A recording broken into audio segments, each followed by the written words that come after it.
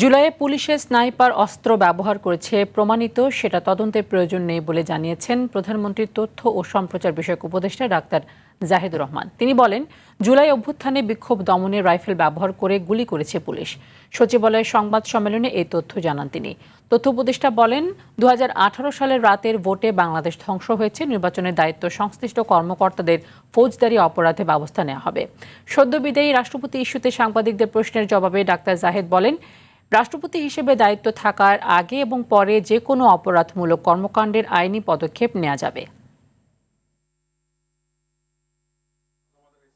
আপনি সার্চ দেন পুলিশ, দেখবেন ওর হাতে একটা চাইনিজ রাইফেল বলে একটা রাইফেল আমরা চিনি, যেটা মিলিটারি গ্রেডের অস্ত্র পুলিশের হাতে ছিল।